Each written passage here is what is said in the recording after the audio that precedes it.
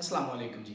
Biology के last lecture में हमने डिफाइन किया, हमने एक्सप्लेन किया कि व्हाट इज़ बायोलॉजी, ये किन अल्फाज से निकला है और इसकी मेजर डिवीजन्स कौन कौन सी हैं और उनकी ब्रांचेस क्या हैं और उनको हमने डिफाइन किया। इसके बाद हमारा जो मेजर टॉपिक आ जाता है वो है इंटरकनेक्टेड बिटवीन डिफरेंट साइंसेज। हर एक साइंस, हर एक डिसिप्लिन जो है वो एक दूसरे के साथ इंटरकनेक्टेड है, बिल्कुल एक दूसरे से अलग नहीं है। ये बायोलॉजी फिजिक्स के बगैर अधूरी है, फिजिक्स बायोलॉजी के बगैर अधूरी है, फिजिक्स केमिस्ट्री के बगैर भी अधूरी है, केमिस्ट्री बायोलॉजी के बगैर अधूरी है। तो ये सारी आपस में इंटरकनेक्टेड है, बिल्कुल ये एक दूसरे के साथ मिली हुई हैं। अब हम इन्हीं को स्टडी करेंगे कि मुख्तलिफ साइंसेज किस तरह बायोलॉजी के साथ इंटरकनेक्टेड है। फर्स्ट ऑफ ऑल है बायोफिजिक्स। तो बायोफिजिक्स उन सारे प्रिंसिपल को स्टडी करना है जो कि बायोलॉजिकल फिनोमेना के ऊपर जो अप्लाई होते हैं। Like that working principle of liver in physics. Physics के अंदर जो लिवर के काम करने का असूल है और जानवरों के अंदर जो टांगों के काम करने का असूल है वो एक जैसा है, ठीक है। तो हमें जानवरों के अंदर टांगों के असूल, टांगों के काम करने का असूल को स्टडी करने के लिए, उसको समझने के लिए फिजिक्स में जो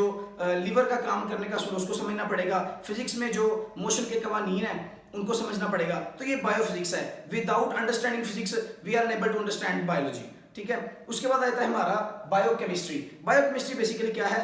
the chemistry of different chemicals occurs in organisms, ठीक है। जितने भी ऑर्गेनिजम्स हैं उनके अंदर मुख्तलिफ केमिकल प्रोसेसेस होते हैं। तो केमिकल प्रोसेसेस में जो सारा मेटाबॉलिज्म होता है उस सब को समझने के लिए हमें केमिस्ट्री का इल्म आना चाहिए, केमिस्ट्री आनी चाहिए। जैसे कि सिंपल सी एक मिसाल है कि फोटोसिंथेसिस पौधों के अंदर होती है, रेस्पिरेशन ऑर्गेनिजम्स के अंदर होती है। तो इन दोनों को समझने के लिए जो है ये बायोलॉजी है, इन दोनों को समझने के लिए हमें केमिस्ट्री समझनी पड़ेगी।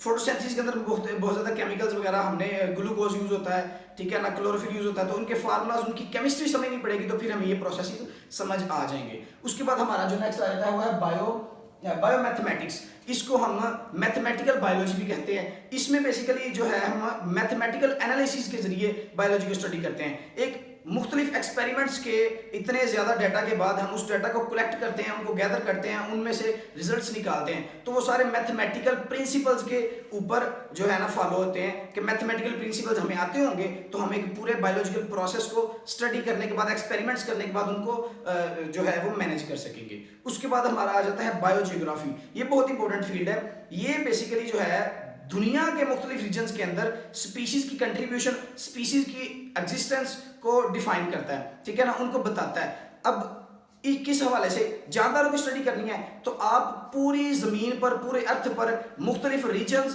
को देखें, ठीक है, उनको स्टडी करें।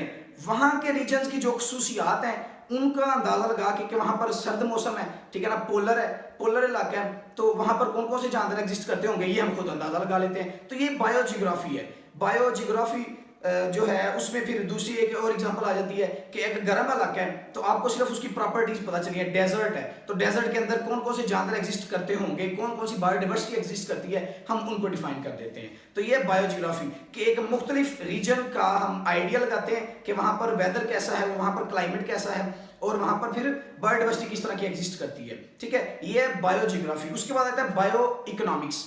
ये बेसिकली ऑर्गेनिजम्स को स्टडी करता है इकोनॉमिकल पॉइंट ऑफ व्यू से। जैसे कि गंदम की फसल है, ठीक है, चावल की फसल है, तो वहां पर आपने कितने पैसे लगाए हैं, ठीक है, कितने आपने जो कॉस्ट हुए हैं, कितना प्रॉफिट आया, कितना नुकसान हुआ है। तो इन सब को आप एनालाइज करते हैं और उसके बाद आप डाटा निकालते हैं। फिर ऐसे ही जानवरों के ऊपर आ जाता है कि आपका पोल्ट्री फार्म है, आपका डेयरी फार्म है, तो वहां पर आपकी कितनी लागत आई है, कितना आपने इन्वेस्ट किया है, ठीक है ना, और कितना आपको लॉस हुआ है, कितना प्रॉफिट हुआ है।